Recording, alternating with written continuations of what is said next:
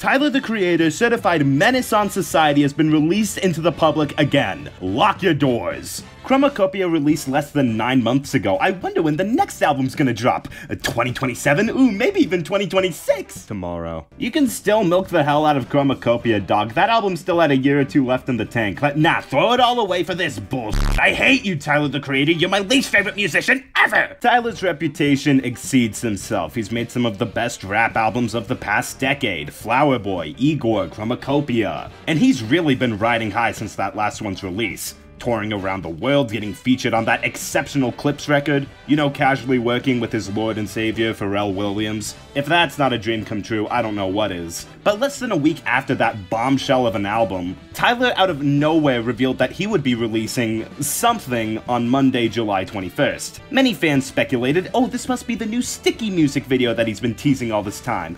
Oh, it must be that. Tyler would never forget to do the Sticky music video.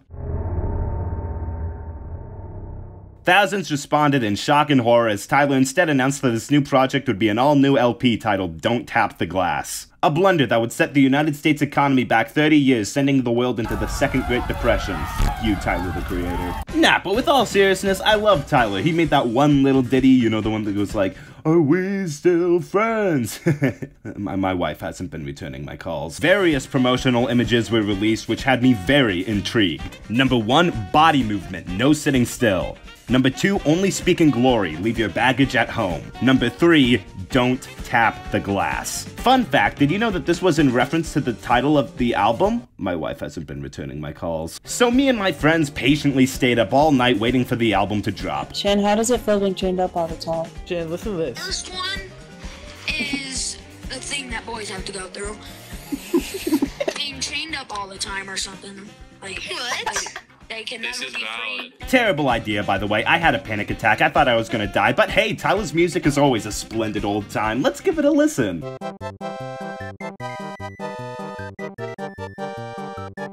Damn, okay, alright, I'm picking up what you're putting down. I see the vision. Tyler made his goals abundantly clear in a recent Twitter post that this is supposed to be a very danceable record. Wanting people to finally express themselves without fear of being filmed or judged, which has definitely been lost in the past couple of years because of social media and all of that. And it also makes sense that you'd want to return to something like this since hip-hop and dancing were definitely intertwined at some point or another. But Tyler isn't just making some nostalgia fest here. He's taking that idea of dance hip-hop and doing his own personal take on it. And if that was his objective, then he absolutely achieved it. Me and my friends were galloping around our rooms when we were first listening to this. Then I got really tired and sad, but I was able to dance more later, Tyler. It was 4 AM, please forgive me. Anyways, we got 10 tracks to go through, 28 minutes in length. Easily Tyler's shortest endeavor yet, which is honestly longer than I was expecting it being. My fan theory is that Tyler just got some extreme midnight motivation. He needed to make some people dance!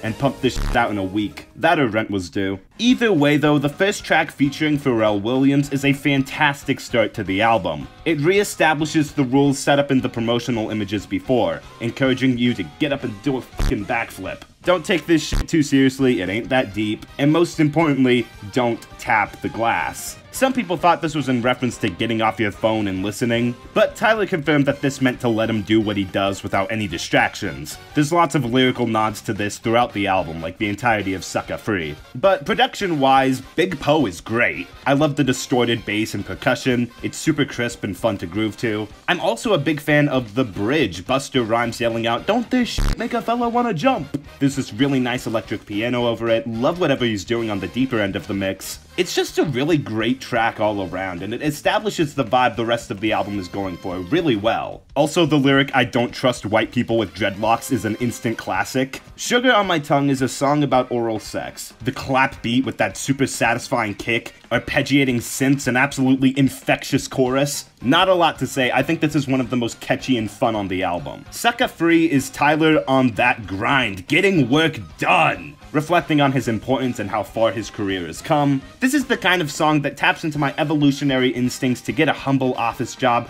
giving 100% every day, saving up to purchase a bigger apartment for me and my 47 cats, which is why I hate it. Anyways, next song, Mum and M. Whoa. Wait, I want balloon. Mama Nem, the interlude track, throws us a bit of a curveball. Pretty reminiscent of Cherry Bomb, especially with that loud, horrifying guitar roar that comes up every now and then. However, I think what separates this from projects like Cherry Bomb is the mixing. While unconventional, the track is still simple enough that the guitar can overpower the rest of the track a bit without being overbearing. It's meant to be a little ugly and off-putting and unbalanced, but I think it does that in a way that establishes this tension and discomfort pretty well. That being said, this and Stop Playing With Me are probably my least favorites on the album. I think that Stop Playing With Me specifically is rather predictable. Like, oh, it's trying to do something like What's Good off of Igor without the texture and feedback that made that track so fun to listen to. Like, the bass here is just a straight wave of distortion, not exactly the funkiest vibe. And I honestly can't think of why I'd listen to this song specifically if I wanted to bust a groove, when I could probably do the same thing with plenty of other Tyler songs. Not to say that it's a bad track, of course, not at all. I think it's pretty fun, all things considered, but these two are definitely a little unsatisfying in the grand scheme of the album, especially with it being the shortest track here, barely over 2 minutes. That's its greatest weakness, but also its greatest strength, since they both take up so little of the album. But thankfully it picks up again with Ring Ring Ring, which is arguably the best song here. Do I think that's the case? Is it one of the greatest songs Tyler has ever released? I don't have to answer that. Not everything has to be ranked. I don't care. It is a brilliant track though. It's incredibly catchy. Everything from the ring ring ring ring ring ring ring ring pick up the phone, or the operator pick up the phone, pheromone, what the hell's going on? This thing is absolutely gorgeous. The production just sparkles like a nice bottle of cider. It's also got one of the best beats on the album. The percussion on here is killer. It just feels so full and satisfying. Afterwards, we get the double track on the album, Don't Tap That Glass /Tweakin'. I really enjoy the first half of this. It's pretty solid for the most part, but Tweakin' does feel like a bit of a low point. I really can't take it seriously, but again, it's fine. I don't think there's a bad track on this sucker. Don't You Worry Baby just has a perfect sense of movement. The drums and synths feel like they're just speeding through, in contrast with Madison McFerrin's vocals, which are lovingly breezing through your eardrum. My only complaint is that Tyler doesn't really have a major presence on it. He only has one verse, and that's before the main beat even comes in. Otherwise, he's mostly ad-libbing over it. That's also the case with I'll Take Care of You, the track right after. It's actually worse. At least Tyler had a verse on Don't You Worry Baby. But whatever, both of these are still extremely pleasant and lush tracks to listen to. I was not expecting the Cherry Bomb drums to come up near the end of it though. That kind of gave me PTSD for a second. And tell me what it is definitely ties the album up in a nice little bow. All in all, I went into Don't Tap the Glass with no expectations whatsoever, but I was pleasantly surprised at how polished the final product turned out to be. This thing is really well paced. Even some of the weaker tracks feel like they fly by, which is definitely in part due to the album's shorter length, but I think the bigger thing is just how tight and catchy the production and singing is on this album. Tyler had an idea and executed it very well. And while it isn't as ambitious or as emotional as his previous works, it doesn't need to be. That's clearly not what he was going for. He wanted 10 really solid tracks for the game to feel comfortable grooving to. So while it's definitely not going to be my favorite Tyler record or anything, I do think it has its issues, but none of them greatly hinder the overall experience, and I think it's gonna go down as one of his most well-crafted projects, which is why I'm going to be giving it an 8 out of 10. Tyler does look like a completely different person when he grows a mustache though, it's weird. Thank you so much for watching this video.